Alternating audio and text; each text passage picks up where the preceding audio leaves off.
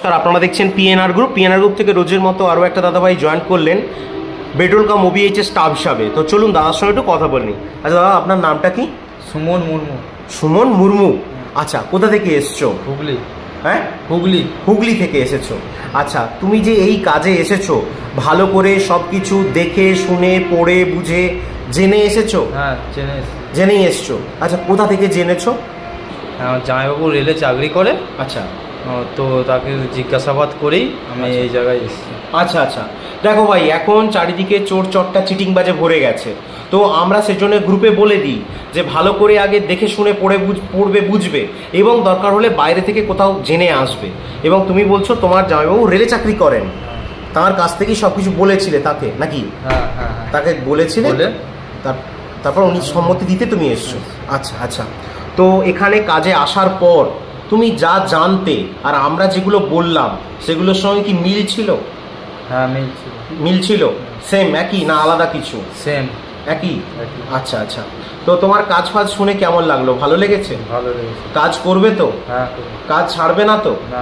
আচ্ছা, বিভিন্ন জায়গায় এখন কাজ দেওয়ার নাম করে অ্যাডভান্স অগ্রিম টাকা পয়সা চায়, ড্রেস চার্জ হিসাবে, ফর্ম ফিল আপের চার্জ হিসাবে।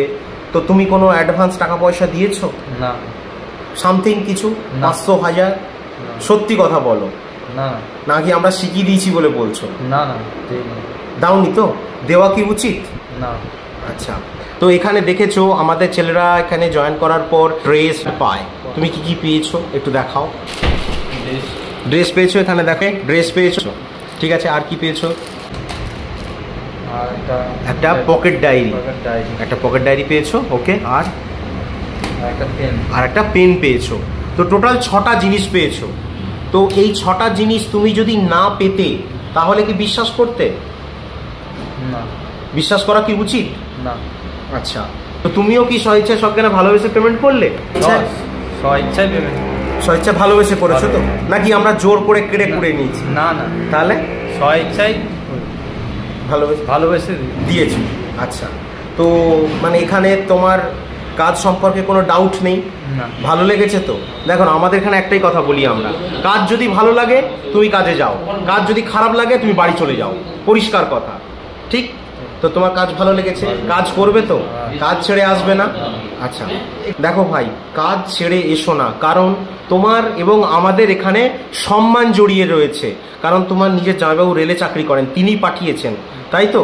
অতএব প্রথম যে কোনো কাজেই একটু হলেও কষ্ট হয়, সেই কষ্টটা মানিয়ে গুছিয়ে নিয়ে যদি কাজ করতে পারো তাহলে পুরোটা শুনেছো বাকিটা। তো সেই অনুযায়ী বলবো, চট করে কাজ ছেড়ে আসবে না, ঠিক? কাজ যদি তোমার চলে যায় তাহলে পিএনআর গ্রুপ সবসময় তোমার পাশে থাকবে, কিন্তু নিজের ইচ্ছায় কাজ ছেড়ে চলে এলে কেউ তার দায় নেবে না, দায়িত্ব নেবে না, ওকে? আর নিজের ইচ্ছায় ধুস ভাল লাগছে না কাজ ছেড়ে চলে যাই, যদি কাজ ছেড়ে পালিয়ে আসো তাহলে কিন্তু কোনো রিফান্ড হবে না, ঠিক আছে? ওকে, হ্যাপি তো সব কিছু শোনার পর? খুশি? ঠিক আছে।